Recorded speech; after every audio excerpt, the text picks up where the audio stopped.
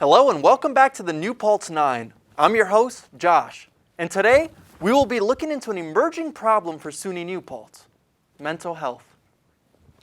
Since the outbreak of coronavirus and the beginning of quarantine, mental health has been a struggle for all. According to the CDC, at least one mental health symptom was reported by 70% of its correspondents. And while we are aware of what effects this is having on students, how is this affecting professors? Let's find out. We have interviewed two SUNY New Paltz professors. Let's get their perspective. Hello, I am here with Professor Kimberly Ruth from SUNY New Paltz. So hi, good to have you here. Thank you for having me. Professor, what department are you in? So this semester I'm teaching in two departments. One is the photography department within the art program, and then I'm also in digital media and journalism. Have you been doing online classes, in-person classes, or a mix of both? This semester it's a mix of both. In DMJ I have a seated component, and in photography I'm fully remote. So I'm on campus 2 days a week and then remote 7 days a week. Feels that way anyway. So what were your fears about coming back to campus this semester? I had a lot of fears.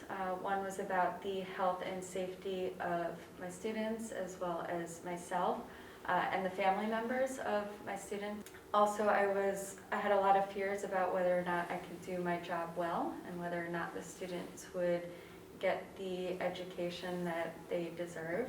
Do you feel that it's important to place emphasis on mental health during a pandemic like this? I think it's always important to place emphasis on mental health, especially during a pandemic. I mean, we're living in a world that no one could have predicted even a year ago. So that drastic change and the unknown and just the fear of getting sick or losing family members, it's hard. The only way we could really get through this is to acknowledge the difficulties that we all are going through, and to offer help and assistance. So do you feel that SUNY New Paltz has supplemented your mental health needs as a professor? Unfortunately, I don't think so. The SUNY system is so large and consists of multiple campuses, but higher up, assisting those of us who are down lower, no, I don't feel like we're being supported much. What tips can you give to other professors about managing your mental health during this time? I feel like we all just need to agree that we're in this together, and I think the way that we can help each other is by simply being there for each other. Yeah, just a simple acknowledgement like, I see you, I know you're working hard, this sucks, but we're all in it together, and it will end. All right, thank you so much for doing this. Your input on this issue really means a lot. I'm Zach Newman, reporting on the scene. I'm here today with Professor Joshua Simons of SUNY New Paltz fame. Professor, what department are you in? I work at the Benjamin Center for Public Policy Initiatives, and I teach in the computer science department. And do you teach in online classes? Do you teach in person or a mix of both? This semester's all online. And has mental health been a big concern for you and your students? Well, it's definitely been a concern. There's a lot going on in the world. Everything has changed over the past 6 months. Now, there have been a lot of concerns raised for students, but how would you say your mental health is doing as a professor?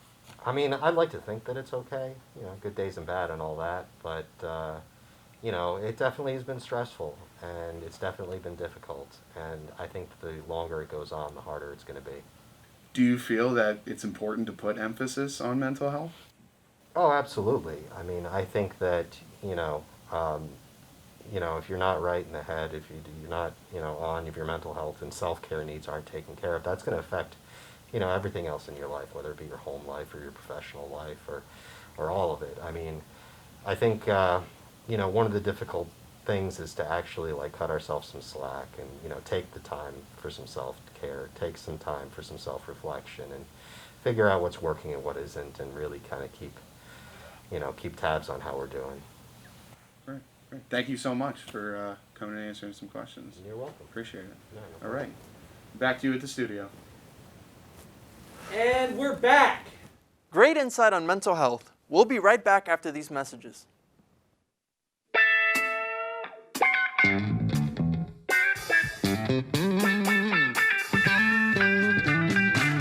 What's your mask say about you? It says you care about others. So mask up and save lives. Wearing a mask every time that you are out in public, even if you do not feel sick, is critical to slowing the spread of COVID-19. It's important to wear and care for your mask properly. Your mask should fit snugly and fully cover your nose and mouth. Welcome back to our look into mental health during the pandemic. People across the world have been fighting with their mental health, and it might be more present in schools than anywhere else. Teachers have expressed sorrow for the loss of their structured classes. Older professors are having trouble with the technological aspects of it. And even worse, students are overwhelmed with the work that they have and having to teach themselves because professors can't do anything to help. Everyone is aching to get back to their normal lives, but we cannot with the pandemic still going on. Nevertheless, this pandemic has been looking better, and the longer it's around, the longer health professionals have to treat it. But mental health is something that is much obscure and harder to treat. The feeling of loneliness and depression will carry on with people even way after the corona has passed.